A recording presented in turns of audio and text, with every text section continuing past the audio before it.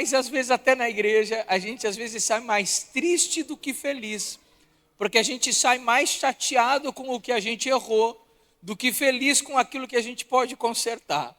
A gente é tão impactado e tão confrontado por vezes com a palavra, que aquilo até provoca em nós às vezes algum certo desafio de tristeza, dizer, puxa vida, eu não consegui, eu errei, não tem como voltar atrás, eu falhei. E nessa noite, pela graça de Deus, eu espero não provocar isso em você, mas espero que você saia daqui animado a de hoje em diante continuar sendo aquilo que a palavra quer nos ensinar nessa noite, animar você e a sua família a serem bênçãos, não só dentro da família, mas fora também. E para isso, eu quero que você abra a sua Bíblia em Hebreus capítulo 13. E nós vamos ler do versículo 1 até o 7. Se os irmãos vão passar aqui atrás a letra, não sei se vão passar, e se tem a versão NAA, é a que eu vou ler aqui. Se não tem, aí pode botar na versão que tiver, que não tem problema. Nós vamos ler a NAA. Hebreus, capítulo 13, do versículo 1, vamos até o 9. Diz assim: seja constante o amor fraternal, não se esqueçam da hospitalidade, pois alguns, praticando-a sem o saber, acolheram anjos. Lembre-se dos presos como se estivessem na cadeia com eles, dos que sofrem maus tratos como se vocês mesmos fossem os maltratados. Digno de honra entre todos seja o matrimônio, bem como o leito conjugal sem mácula, porque Deus julgará os impuros e os adúlteros. Que a vida de vocês seja isenta de avareza, contentem-se com as coisas que vocês têm, porque Deus disse, de maneira alguma deixarei você, nunca jamais o abandonarei. Assim afirmemos confiadamente, o Senhor é o meu auxílio, não temerei. O que é que alguém pode me fazer? Versículo 7, lembrem-se dos seus líderes, os quais pregaram a palavra de Deus a vocês, e considerando atentamente o fim da vida deles, imitem a fé que eles tiveram. Jesus Cristo é o mesmo ontem, hoje e para sempre. Não se deixem levar por doutrinas diferentes e estranhas, porque o que vale é ter um coração confirmado com graça e não com alimentos, que nunca trouxeram proveito aos que se preocupam com isso. Até aí. Nós vamos dar uma passada por cima de todos esses 9 versículos, mas eu quero me atentar para o versículo 7, que logo nós vamos voltar. Mas antes eu quero com você entender o contexto da carta aos Hebreus. E eu vou fazer uma pergunta bastante fácil, eu já vou dar a dica. É fácil porque todo mundo sabe essa resposta. E quem não sabe, sabe. Quem acha que não sabe a resposta, esse é o que mais sabe. Porque a pergunta é, quem foi o escritor da carta aos Hebreus? Eu já dei a dica, quem acha que não sabe é o que mais sabe. Porque quem não sabe responderia o quê? Quem não sabe ia responder o quê? Não sei. E sabe o que os melhores teólogos falam? Quem foi o escritor da carta aos Hebreus? Não sei. Então todo mundo acertaria se todo mundo dissesse, não sei. O escritor da carta aos Hebreus, ele não é desconhecido, mas há muita discussão de quem possa ser. Alguns dizem que foi Paulo, outros falam que foi Apolo, e tem uma lista de pessoas pela forma da escrita e por N, mas se chegou ao consenso de dizer que não se sabe quem é o escritor, o que não diminui em nada a carta, porque a carta continua sendo um livro canônico, com uma relevância espiritual e histórica perfeita. E interessante a gente entender que esse escritor dessa carta aos Hebreus, ele escreve por um sentido muito interessante, que tem muito a ver conosco e tem muito a ver com a relevância do que nós vamos estudar, principalmente no versículo 7, porque esse escritor escreve muito provavelmente antes do ano 70.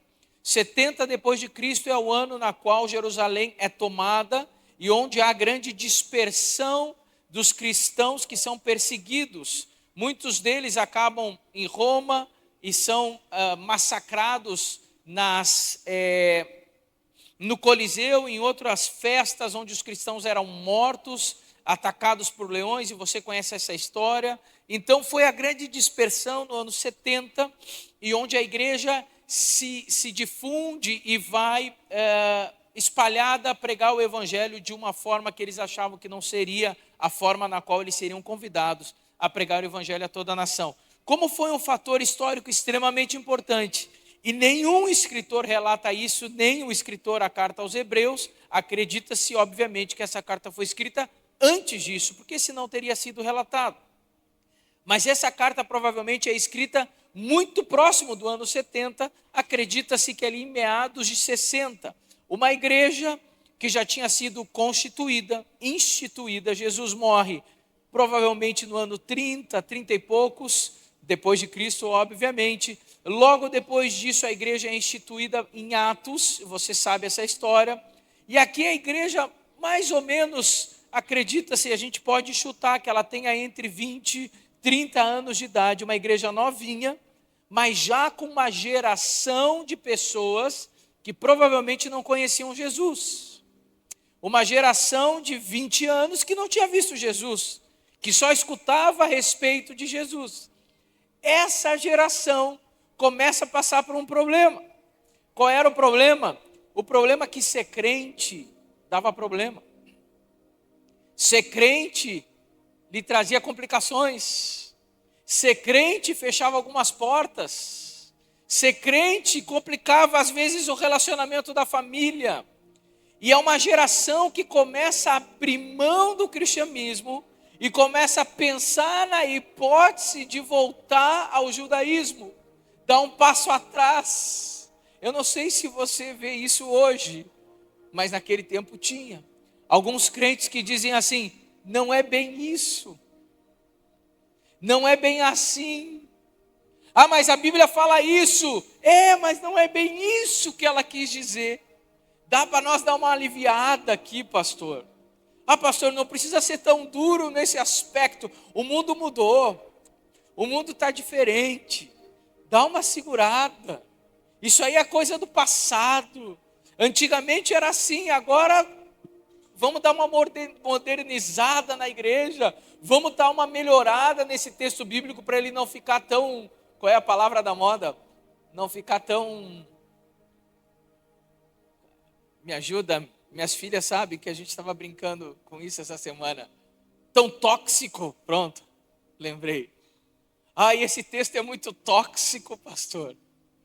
Vamos mudar para ele não ficar tão agressivo. E o escritor da carta aos Hebreus escreve uma carta extremamente cristológica, difícil às vezes de entender, mas o propósito dessa carta é fazer com que os irmãos não entrem no que se chama da apostasia, não abandonem a fé, não abandonem a sã doutrina. O propósito da carta aos Hebreus é mostrar que Cristo é suficiente, que Cristo é superior aos sacerdotes, que Cristo é superior ao antigo culto, que Cristo é superior a Melquisedeque, que Cristo é superior a Abraão, que Cristo é superior a tudo e que Cristo é suficiente. E que alguém não pode, por fato, abandonar a Cristo, porque se abandonar a Cristo, abandonou tudo. E se voltar para trás, então abandonou o Evangelho. O escritor da carta aos Hebreus está querendo dizer, não façam isso. A única forma de você ser cristão é 100% cristão. 99% de crente não entra no céu, pelo menos pela Bíblia que eu leio e pelo Evangelho que eu creio. E se você crê diferente de mim, a gente vai ver no céu quem está certo e está tudo bem, não tem problema nenhum, não vai ter essa competição, mas até onde eu creio, 99% de crente não entra no céu, ou é tudo, ou é nada.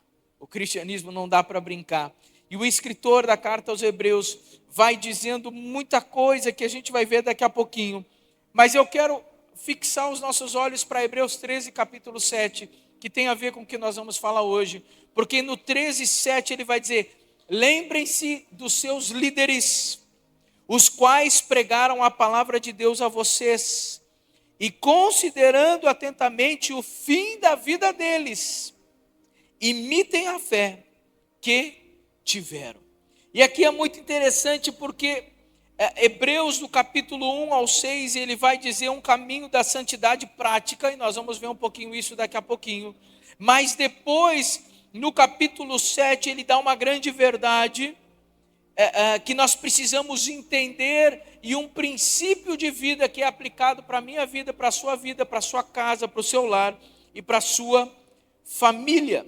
E é sobre essa verdade que eu quero nessa noite falar com você. E se eu desse um título para essa mensagem, na verdade eu já usei esse título em outra mensagem, eu troquei a mensagem e peguei o mesmo título, que é exemplo e inspiração, porque é justamente o que Paulo está dizendo. Sigam os exemplos deles e que eles sirvam para vocês de inspiração, para que vocês também possam servir de inspiração para outros. E aqui talvez está o ponto central da reflexão dessa noite. Por que exemplo e inspiração? Porque se a gente for falar de uma família perfeita, eu não sei se você nasceu numa delas. Eu queria muito conversar com você se a sua família é perfeita, mas a minha não foi e a minha não é. Se você quiser descobrir os nossos problemas, vá lá para casa. Você não vai precisar ficar muitos dias lá em casa. Talvez algumas horas lá em casa você já vai ver que a gente não é perfeito. Você vai dizer, o pastor faz isso, faz. O pastor nem tanto, mas a esposa de pastor faz mais. Né? Não, brincadeira. Não na minha casa, na casa dos outros, né? Nós não somos perfeitos, e se eu estivesse pregando sobre perfeição, eu teria que descer, porque eu não sou. Eu sou cheio de problemas, eu tenho erros, eu tenho falhas. A minha esposa, as minhas filhas, os meus pais poderiam falar para você e escrever perfeitamente quem é o César, com todos os seus erros e as suas falhas. Mas se tem algo que nós podemos fazer, é servir de exemplo e inspiração do jeito que o escritor da carta aos Hebreus está dizendo. Porque o escritor da carta aos Hebreus não está dizendo, olhem para eles e façam uma estátua deles, e sigam eles, e adorem eles, e exaltem eles. O escritor da carta aos Hebreus está dizendo, olhem para eles, e que eles sirvam de inspiração para vocês, porque a vida deles e a forma como eles morreram aponta para um lugar. E é esse lugar na qual eles apontam que precisa ser inspiração para vocês. Logo, a inspiração não são mais eles, mas a inspiração é para quem eles estão apontando. Não sei se você dá para entender esse raciocínio, não quero bugar sua mente, mas quero fazer você entender o que realmente o texto está dizendo. Porque senão, pode acontecer da gente entender errado esse texto e começar a levantar novos ídolos. E se a gente levanta novos ídolos e acha que a Bíblia está falando sobre isso, a gente vai ler outro texto que vai dizer, não tenham para si outros deuses e nem outros ídolos, e a gente vai dizer, a Bíblia está se contradizendo. Não é porque a Bíblia se contradiz, é porque a gente entendeu errado um dos dois versículos. Nesse caso, a Bíblia não está dizendo, adorem eles, exaltem eles, porque eles foram maravilhosamente perfeitos. A Bíblia está dizendo que eles sirvam de exemplo e inspiração para onde eles apontaram na forma de viver e também na forma de morrer. Então, se tem algo que você, como família, como pai, como mãe, pode ser para o seu filho, é um exemplo de inspiração para apontar para Cristo. Pai pode errar? Claro que pode. Quem erra faz o quê? Pede perdão. E aí o pai errou e diz, filha, desculpa, pai errou, pai é ruim. O pai não fez curso para ser pai. O pai é que nem eu falo para os guris quando vai conhecer uma menina, cara, capricha na primeira impressão, porque tu não tem uma segunda chance de deixar uma primeira impressão. A primeira impressão é a primeira impressão. Depois tu corrige, mas aí já é a segunda impressão. E a gente tem esse problema de ser pai, porque ser pai a gente só aprende sendo pai. E aí depois que tu foi pai, Aí tu percebe como tu errou em alguns lados sendo pai, mas aí tu já foi pai, aí já foi. E aí tu vai falar para uma nova geração e dizendo assim, não errem onde nós erramos. E a nova geração vai fazer a mesma coisa que você fez, dizendo, deixa, se tu teve o direito de bater com a cabeça, eu também quero ter esse direito. Me deixa fazer as coisas do meu jeito. E você diz, não faz, não, deixa eu fazer. E a gente erra, mas apontar para Cristo, isso não é tão difícil não.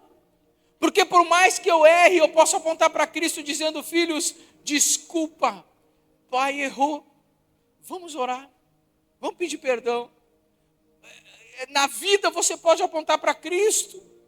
Na sua família você pode apontar para Cristo, não é você que está em jogo, mas é a fé e para onde você está apontando que está em jogo. Não é onde estão os seus pés, mas é onde estão os seus olhos.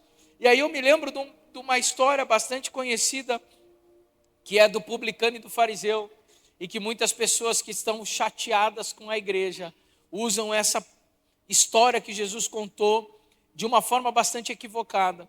Porque o fariseu é aquele que está envolvido com as coisas da igreja e do reino, e o publicano é aquele que está fora.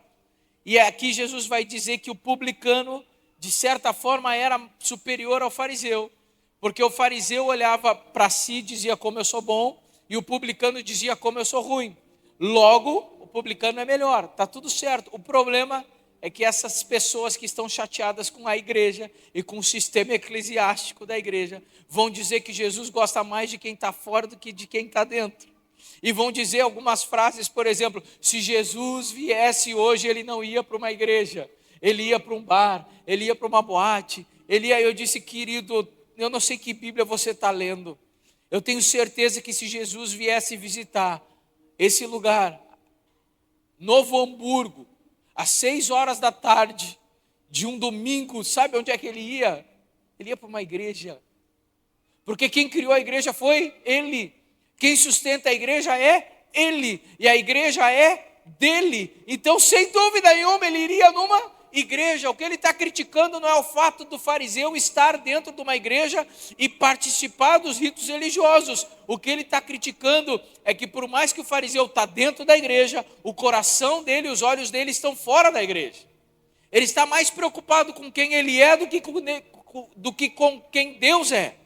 Já o publicano, mesmo sendo pecador, está dizendo, eu sou ruim, eu preciso da graça de Deus, eu preciso da misericórdia de Deus, e por causa disso ele é superior, por causa disso que a oração dele é aceita, e a outra não.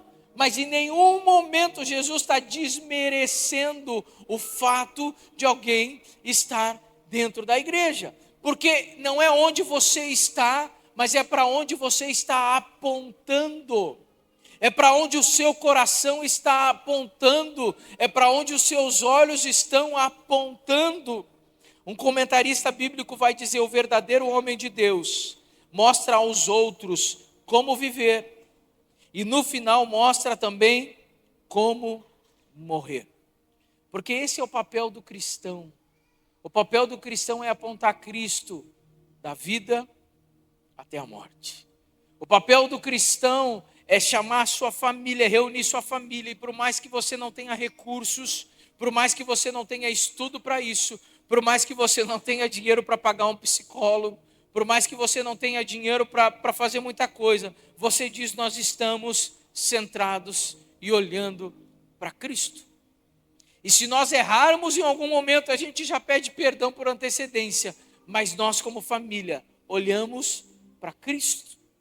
Porque eu não quero que vocês olhem para o pai como alguém perfeito, eu quero que vocês olhem para o pai como alguém imperfeito, mas alguém imperfeito que está olhando para Cristo. E se tem uma semente que eu quero deixar plantada no coração de vocês, é a semente chamada Cristo.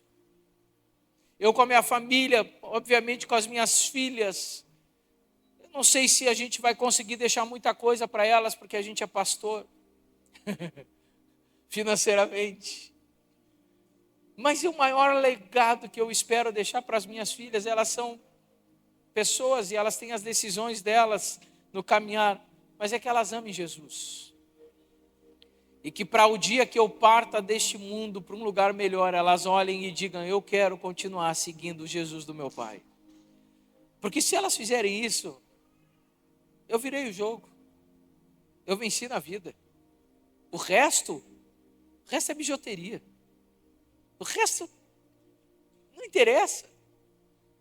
Se elas olharem para mim e dizem: meu pai foi uma inspiração, do quê? Só de amor a Cristo. E no resto ele não foi muito bom, não. O resto ele, errou um monte. Mas como ele amava Jesus. Eu vou consertar o resto tudo. Mas no amor a Jesus eu quero ser igual ao meu pai. Você virou o jogo. Você ganhou a vida. Porque é isso. O resto é resto. O problema é que por vezes a gente está mais preocupado com o resto e esquece isso. A gente deixa ótimos bens para os nossos filhos. A gente deixa uma educação maravilhosa para os nossos filhos. A gente deixa financeiramente muito bem os nossos filhos. A gente diz: eu não quero que o meu filho sofra como eu sofri, está tudo bem. Eu não quero que o meu filho passe pelo que eu passei, está tudo bem. Mas a gente esquece de fazer o mais importante, deixar uma inspiração e um exemplo de fé para os nossos filhos. E aí você parte. E seu filho fica com um exemplo de um homem trabalhador, de uma mulher trabalhadora, de uma mulher educada, querida, amorosa. Mas o maior exemplo de vida, que seria levá-los até Cristo, a gente falha. E nessa noite que eu quero animar o seu coração, continuar animando, é que você possa verdadeiramente ser um exemplo e uma inspiração para a sua casa e para o seu lar. O apóstolo Paulo, não é o apóstolo Paulo, o escritor, já dei a dica de quem eu acho que escreveu Hebreus, mas ninguém sabe, então a gente não sabe, né? Mas o escritor da carta aos Hebreus, do versículo 1 ao 6, obviamente ele dá recomendações de como viver. E é algo bem simplesinho, coisas pequenas, que o escritor, a carta aos Hebreus, vai dizer, porque há um evangelho sendo pregado por aí. Na internet, hoje, com a globalização e com essa junção que tem, difícil de saber quem é quem, a gente ouve um evangelho sendo ministrado por aí. Que Deus é um Deus do só love, né? Que Deus está tudo bem para Deus. Que parece que Deus gosta mais de quem faz coisa errada do que de quem não faz. Quem faz tudo certinho, diz: tu é um fariseu.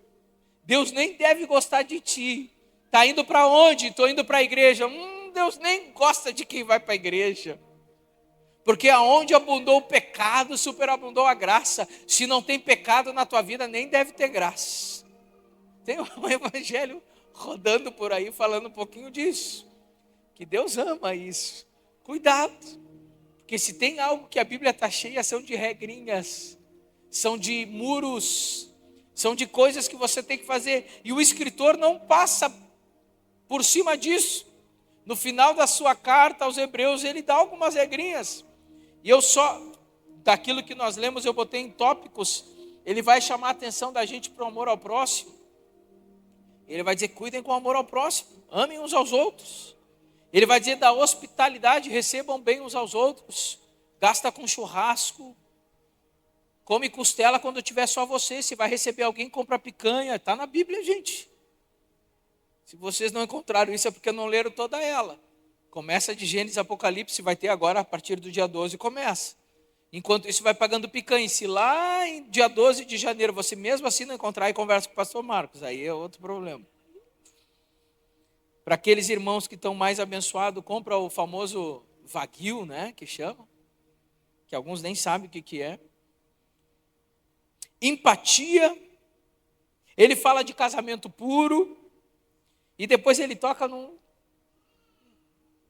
lugar da nossa vida que a gente não gosta de ser tocado, que é no dinheiro. Ai, pastor, eu achei... O culto estava maravilhoso, mas a fala sobre as ofertas foi desnecessária. Não sei se o pastor Marcos já ouviu isso. Ai, foi meio pesada demais. Querido, não dá para aliviar a Bíblia, não.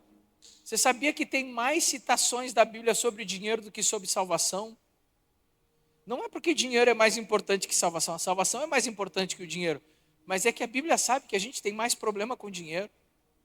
Se nós fizesse um culto dizendo o culto do milagre, está tudo certo, todo mundo vem.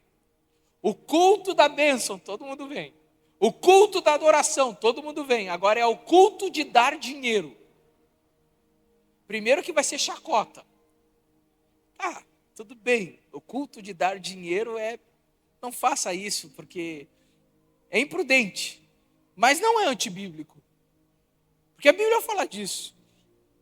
Tem um versículo da Bíblia que é complicadíssimo, que diz: a raiz de todos, não é de alguns, nem de poucos. Ela vai falar: a raiz de todos os males é o quê? O amor ao dinheiro. Não é o dinheiro, é o amor.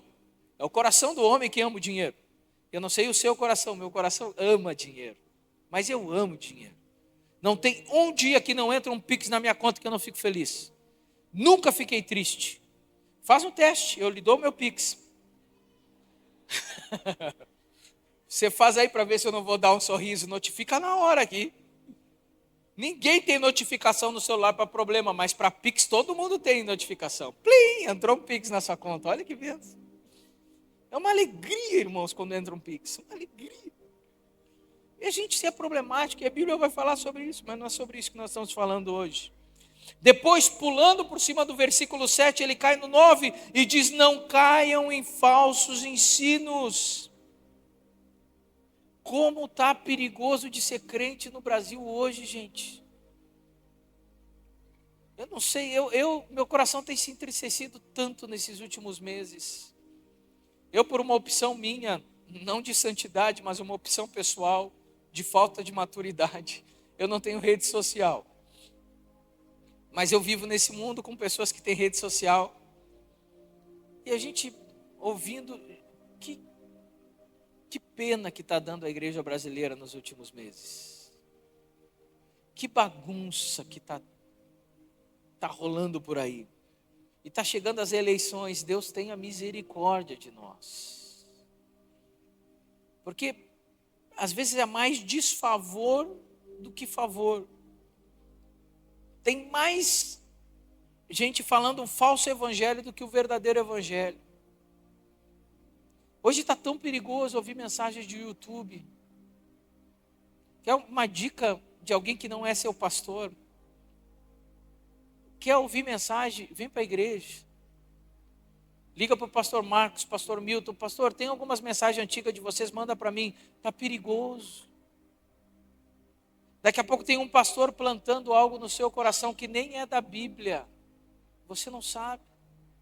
Pastor, mas eu não tenho como saber, eu não sou teólogo. Verdade, é isso mesmo.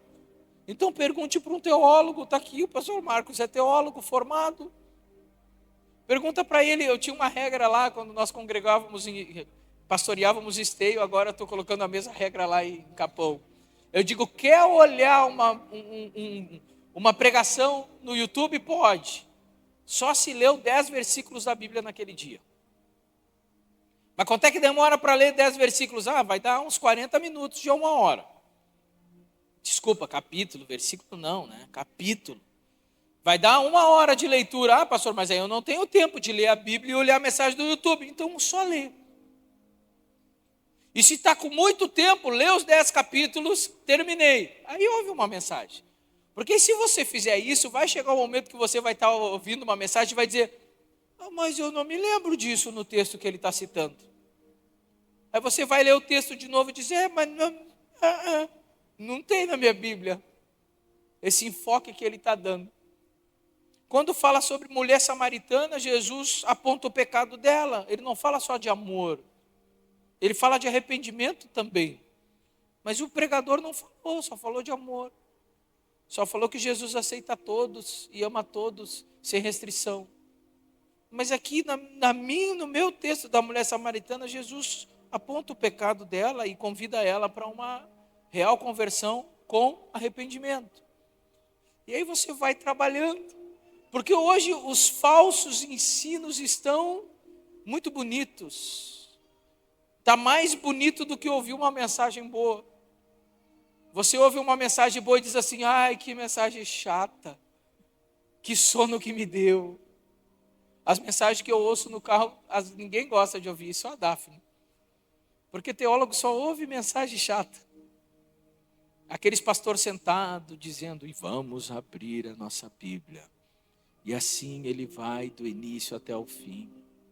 Termina e ele diz: amém, Deus abençoe a todos, vamos para as nossas casas. E alguém diz: eu não senti arrepio nenhum, eu dormi no meio. E hoje está complexo. Que Deus guarde o nosso coração. Em Hebreus, no versículo 8, depois ele vai nos dar aquela afirmação de que Deus é o mesmo ontem, hoje, sempre, e sempre será o mesmo. E é baseado nessas ideias, informações, de algumas coisas que ele coloca como regras de vida.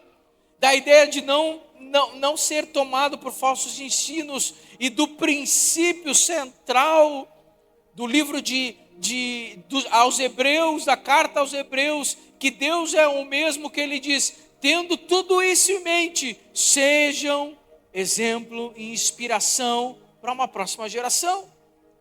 Tomem eles como exemplos de vocês, e agora vocês sejam exemplos dos próximos, inspiração para os próximos.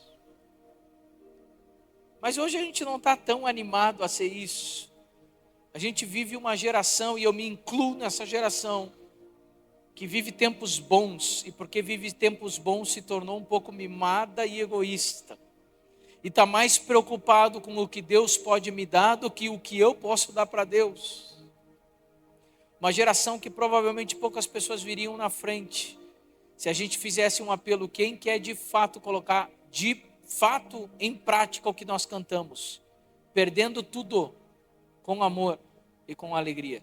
Quem quer vir para frente para de fato perder tudo e voltar para casa com amor e com alegria? Que casa se você perdeu tudo? Como é que você volta para casa se você perdeu tudo? Mas eu tenho minha família. Não, você perdeu tudo. Sorri e abana. E a gente não está mais acostumado com esse evangelho, que é o evangelho pregado na maioria dos países do mundo. A maior população do mundo sofre para ser crente. Você faz parte da menor população do mundo que não sofre para ser crente. E a gente fica mimado.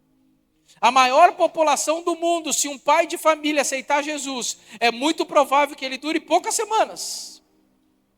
Ele vai chegar em casa. Em algum momento alguém vai entrar na casa dele, vai matar ele de forma cruel na frente dos filhos, vai tomar as meninas e a mulher como prostitutas e vai fazer com que eles neguem Jesus. Graças a Deus, porque a maioria não nega.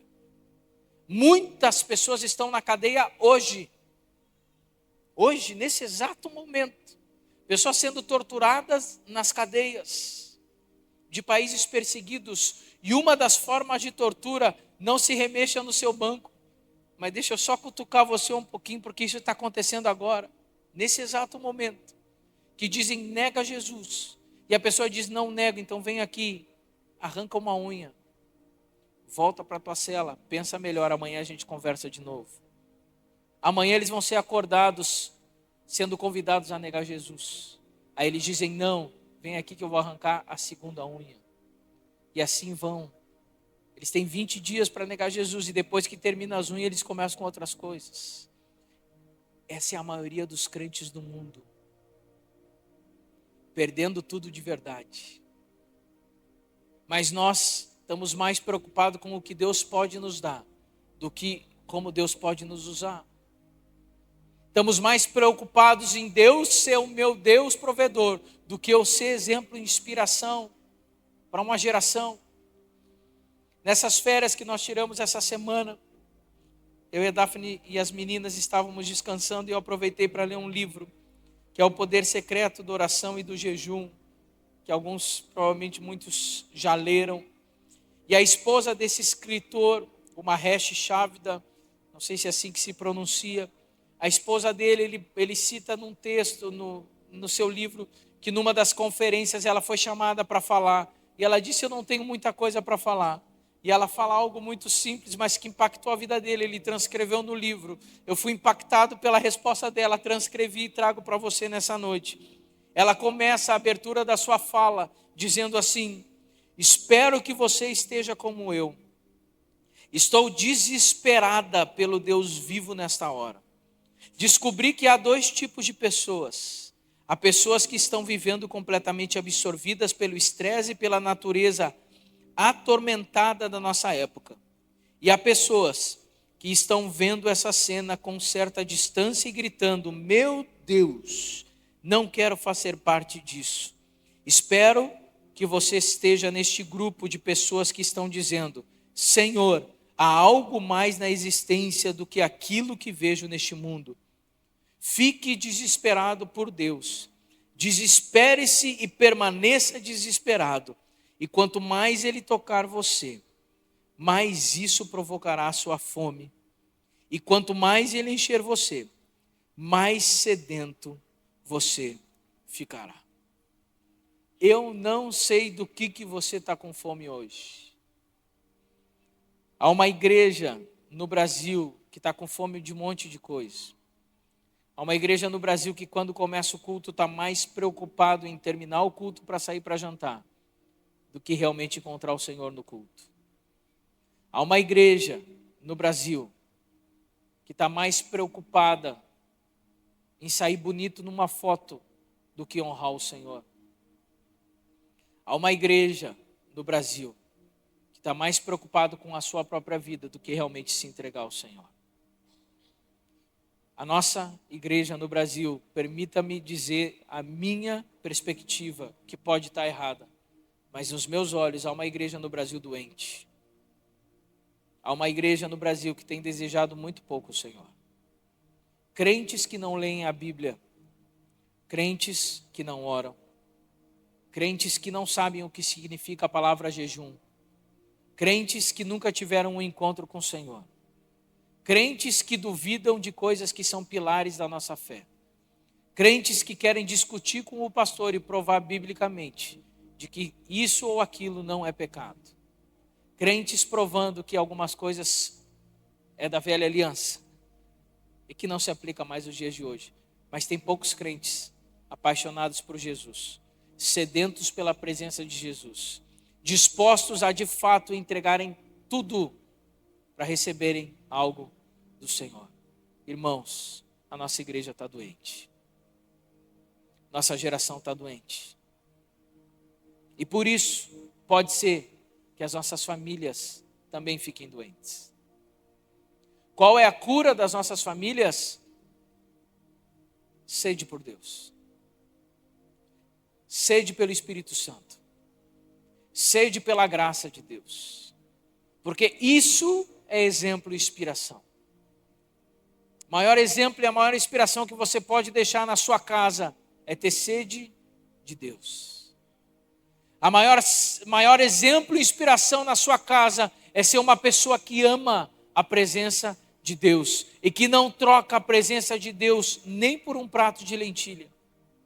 O maior exemplo e inspiração que você pode dar é aquele crente que é crente, mas é crente raiz, não é crente Nutella, que diz: eu não vou abrir mão disso, pode entristecer o meu Senhor. E eu posso entristecer a qualquer um, mas o meu Senhor, eu não vou entristecer. Minha família pode ficar triste, mas meu Deus não pode ficar triste. Meus parentes podem querer que eu não venha mais nos aniversários, mas o meu Deus não pode ficar triste comigo. É essa geração que é exemplo e inspiração.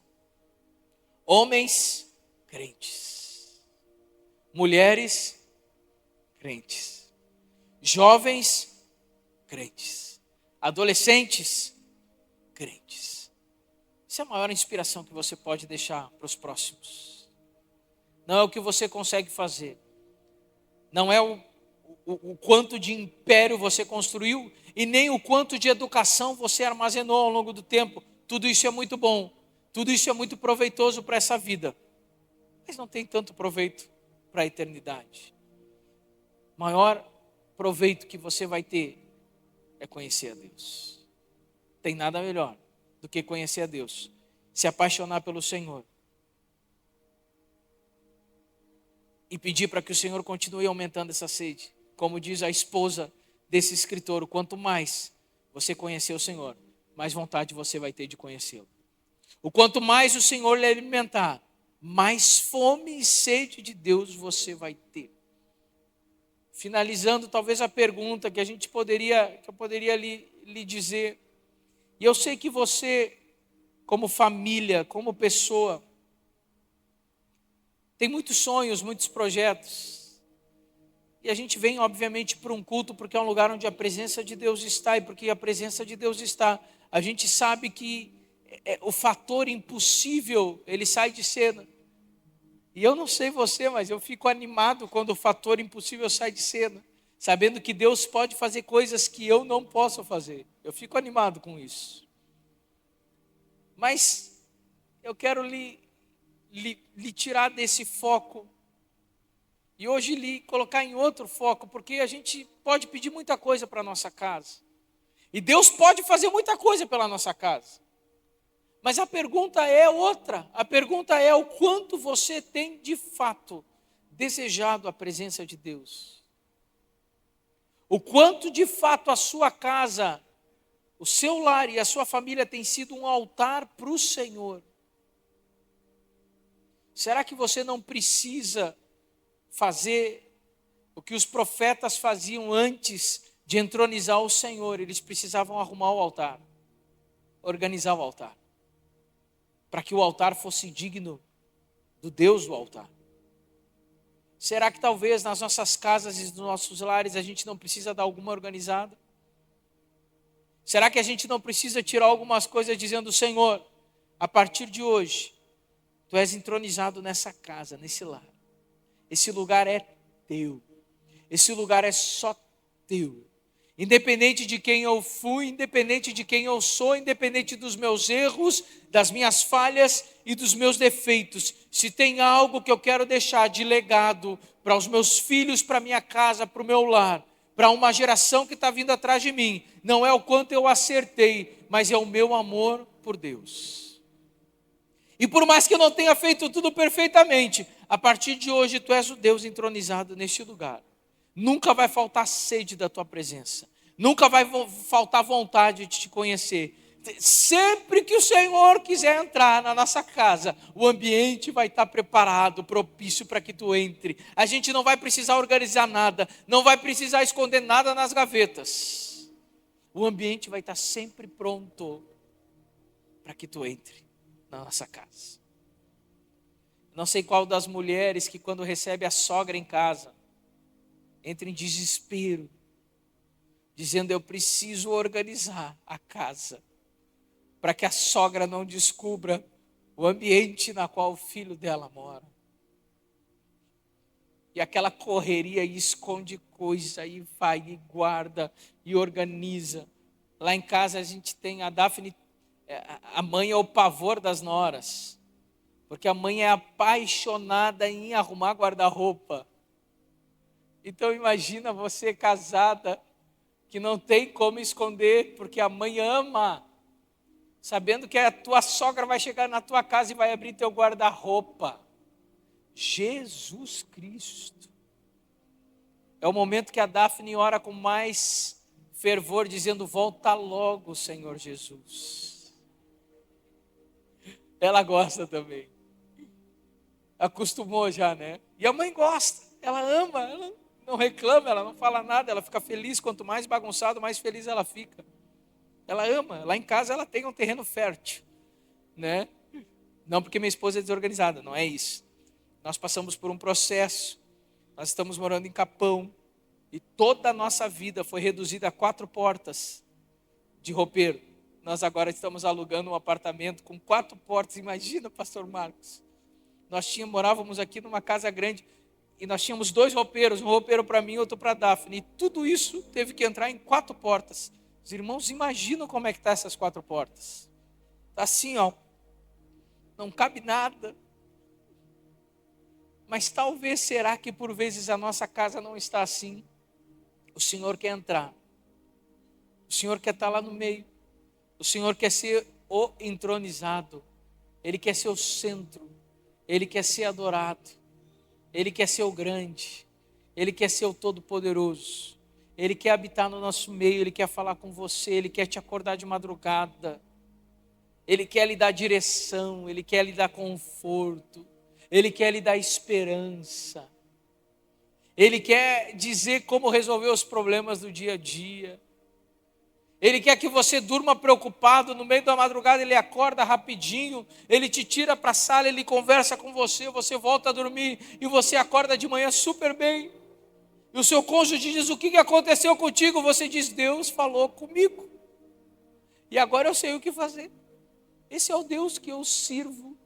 Esse é o Deus que eu confio. Esse é o Deus que você conhece. Esse é o Deus que essa igreja prega. É um Deus vivo, presente e real. Mas você precisa arrumar algumas coisinhas para que Ele possa realmente habitar na sua casa, habitar no seu lar, para que Ele seja o centro, para que Ele seja a verdade, para que Ele seja o imperativo do seu lar. E para que você possa ter isso como seu maior exemplo e maior inspiração de um homem que ama Jesus. Eu tenho muitos exemplos do meu pai e eu sei que o pastor Marcos tem o mesmo exemplo do pastor Milton. E meu pai não é perfeito, mas se tem algo que meu pai e a minha mãe me deixaram como legado, é o quanto eles amam o Senhor. Que grande legado. Que grande legado. É o maior legado que eles me deixaram. O amor deles por Jesus. O quanto eles primam por Jesus. E o quanto eles sustentam a presença de Deus dentro da casa deles. Essa é a maior inspiração. Eu tenho tentado fazer isso com todos os meus erros, com todos os meus defeitos. Por mais que eu sei que as minhas filhas, quando crescerem, não vão dizer: meu pai foi perfeito. Não, impossível, porque eu não sou. Mas eu espero que elas digam: dentre todas as imperfeições que meu pai e minha mãe tiveram, eles sempre amaram a Jesus. E a gente precisa seguir o Deus dos nossos pais. Encerrando-se, eu não sei se a banda sobe, se a banda quiser ir subindo. Tem uma triste estatística que diz que o evangelho se perde na terceira geração. Essa é uma triste estatística. Que a primeira geração é a geração perdida que encontra Jesus. A segunda geração é aquela geração que vem para a igreja no modo automático. Nunca foi perdida, nunca passou necessidade, nunca sofreu. Vem na igreja porque o pai vem. Logo não dá muita bola para esse negócio de crente. A terceira geração não foi ensinada a amar a Deus. E porque não foi ensinada a amar a Deus, se não se perde, sem dúvida nenhuma, perde a quarta geração. Diz que a maioria dos cristãos, não suporta até a quarta geração. Porque temos acertado em muita coisa, mas temos falhado em ser exemplo e inspiração de amor a Jesus. Não importa que geração você seja, eu sou a geração da estatística, e se Deus quiser, em nome de Jesus, na nossa casa a estatística não vai valer. Eu sou a terceira geração de cristãos. Vô Olavo foi o primeiro que se converteu. Meu pai seguiu os passos. E eu, em nome de Jesus, estou seguindo. Minhas filhas vão ser a quarta geração. Meus netos vão ser a quinta geração. Meus bisnetos serão a sexta geração. Aí eu já vou estar com Jesus há um tempo. Mas se Jesus não voltar, teremos 6 ou 7. Porque o maior foco do cristão não é vir na igreja, mas é ser um exemplo de fé, uma inspiração de pessoas que apontam para Cristo. Passam-se as gerações, o exemplo permanece o mesmo. Paulo fez o que deu, Pedro fez o que deu, chegou o dia deles partirem com o Senhor. Fica uma idolatria de Pedro? Não, fica uma idolatria ao Deus de Pedro. Olavo Nunes passou. Fica uma idolatria ao Olavo Nunes? Não. Fica uma idolatria ao Deus do Olavo Nunes. Pastor Milton está vivo e forte. Mas eu creio que daqui uns 50 anos, vamos chutar longe, né? Eu acho que daqui 50 anos o pastor Milton já não vai estar mais aqui. Não sei. Estão desenvolvendo uns remédios muito poderosos aí, né? Mas as estatísticas dizem que daqui a 50 anos pode ser que o pastor Milton não esteja mais aqui. Fica uma idolatria ao pastor Milton? Não, fica a idolatria ao Deus do pastor Milton. Porque é o Deus do pastor Milton que trouxe essa igreja até aqui. Provavelmente daqui 90 anos o pastor Marcos não esteja mais aqui. Bem alto, vamos chutar bem alto. Fica uma idolatria e um chororô, pastor Marcos? Não. Fica uma alegria de saber que o Deus do pastor Marcos continua vivão. Continua sentado no alto e sublime trono, coordenando todas as coisas. O mesmo Deus que cuidou de Pedro, cuidou de Paulo, cuidou de Abraão, cuidou de Isaac, cuidou de Jacó, cuidou de Olavo Nunes, Manuel de Melo, pastor Milton, pastor Marcos. É o mesmo Deus que cuida de mim e de você. É o Deus que vai cuidar da sua família, da sua casa, dos seus netos. É esse exemplo, é essa inspiração que você precisa ser. Alguém que aponta para Deus, alguém que aponta para Jesus. E se falarem algo de bom de você um dia, que seja: como eu amo Jesus vendo a vida dele. Que vontade que dá de ficar mais perto de Jesus quando eu estou perto dele. Que saudade de estar com ele, porque sempre que nós estávamos juntos, me dava vontade de falar com Jesus. Esse é o maior elogio que você poderia receber. Esse é o maior exemplo e maior inspiração que você pode deixar para alguém. Que a sua vida aponte para Cristo.